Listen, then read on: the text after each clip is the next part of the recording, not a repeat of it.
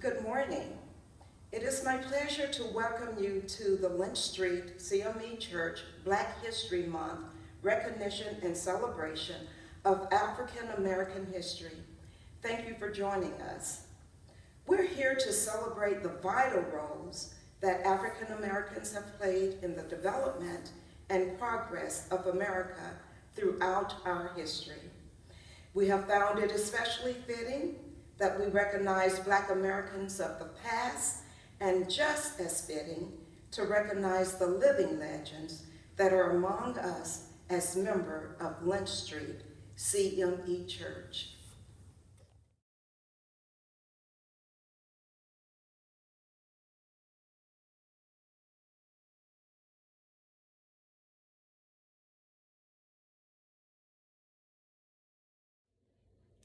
Hello.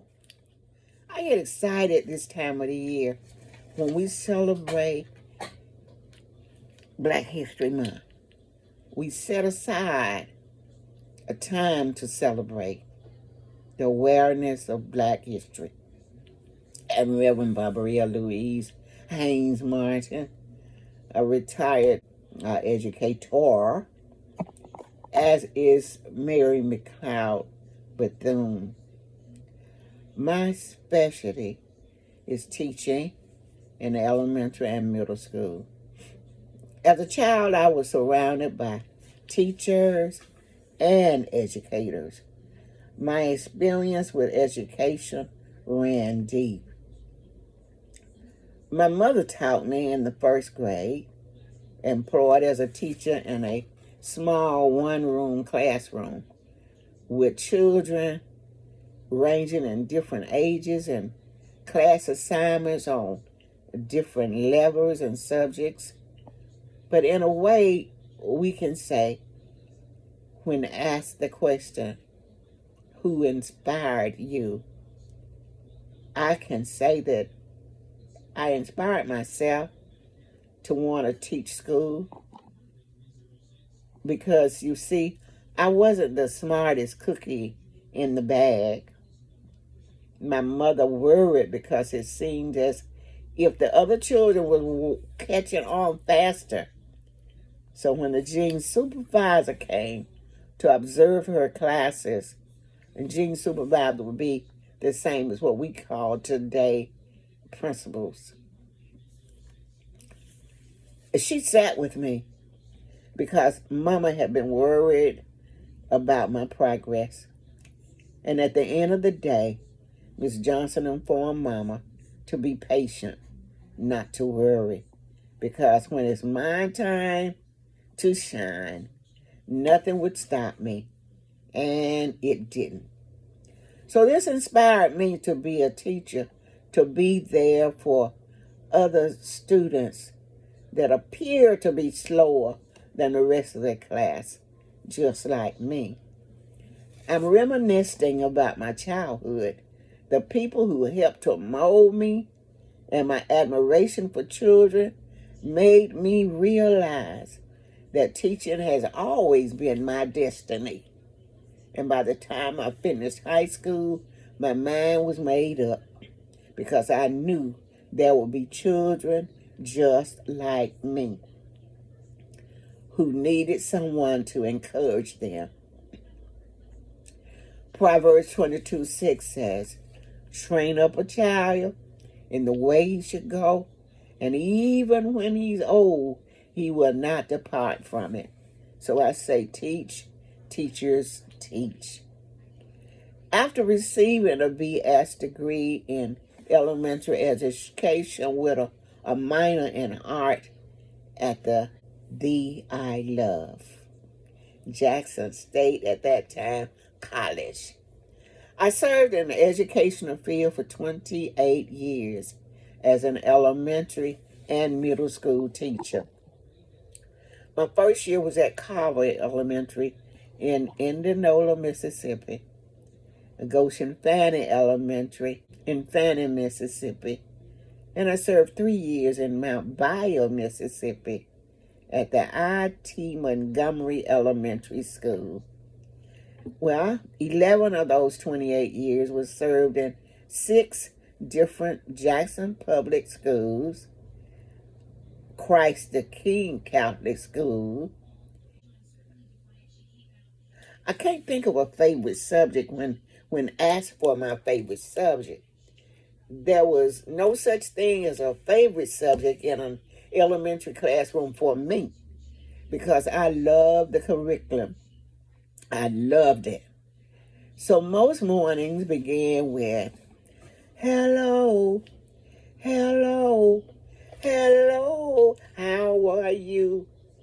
I'm fine, I'm fine, and I hope that you are too. That's the way we started in my elementary classes most of the time. It gave me an opportunity teaching with the elementary students to involve the students in all of the subjects. My first graders and I created most of our own learning aids, and I even used edible objects to teach math. Being hired as a language arts teacher in the middle school was just as exciting for me. After completing the novel, I created ways to celebrate the end, and that way was called Celebrating the Novel. And when we celebrated the novel, depending on the story, we replayed parts of it as a learning tool. If we visit the student, the character visit a grandfather in the country, I would take surgical gloves, fill it with water, taught them how to milk the tits, and we took whipped cream, heavy cream, put it in a jar, and we shook until we made butter. And then they had to write by step what became of that milk.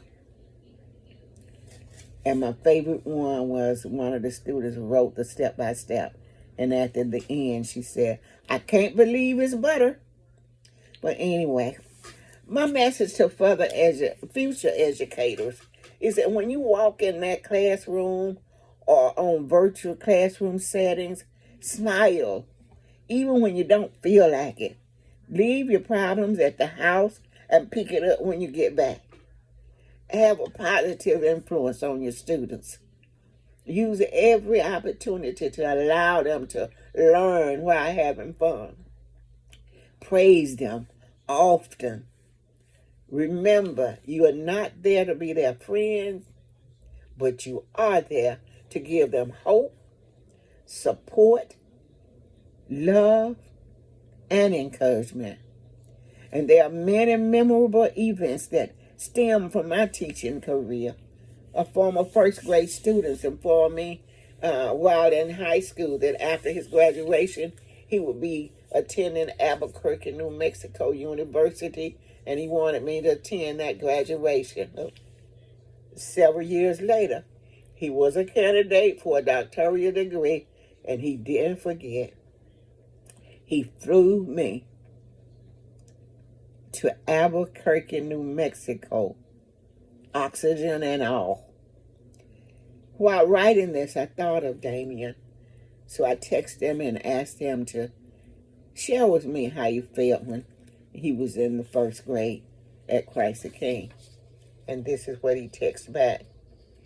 During my time as a first grader at Christ the King School, I found that Ms. Martin was very instrumental in my success and the success of other students in applying fun learning approaches to help us understand important concepts for each required subject area.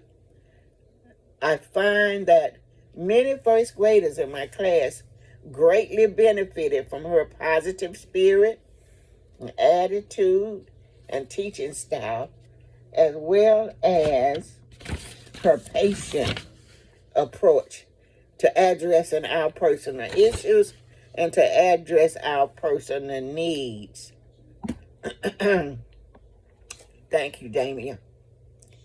Allow me to introduce you to another educator, Mary McLeod Bethune, 1875, 1955.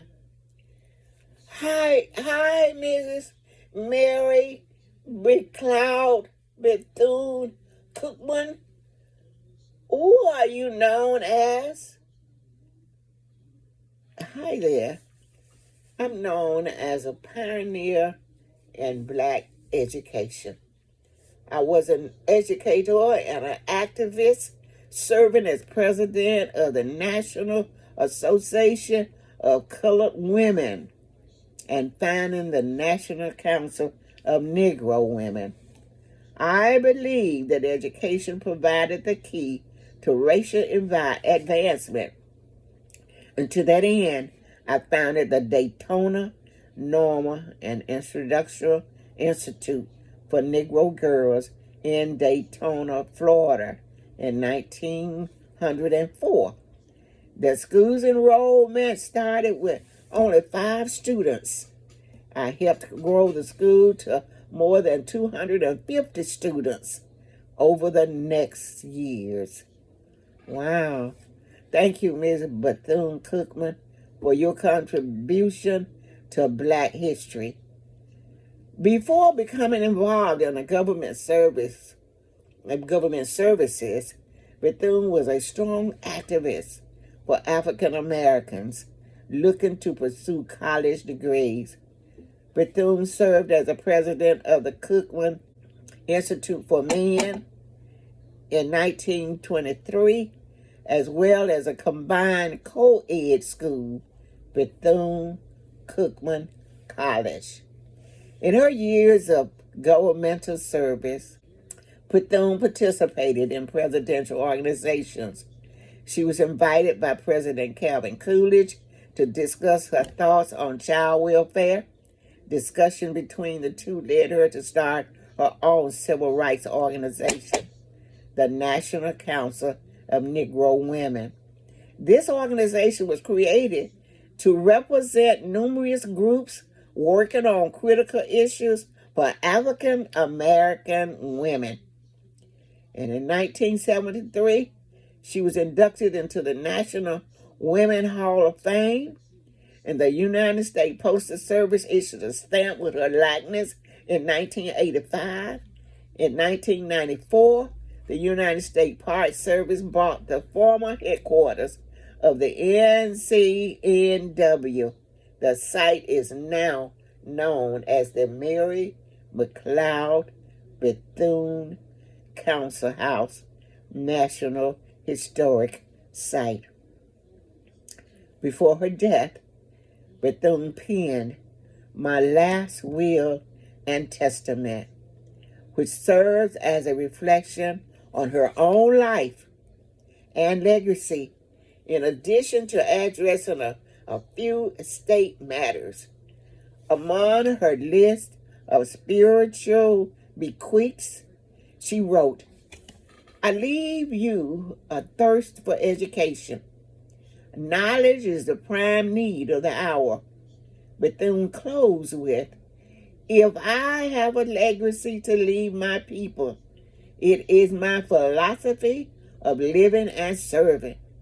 Her passion of education gives me much gratitude to have been a part of the front line for our future black leaders, our students. Have a blessed day.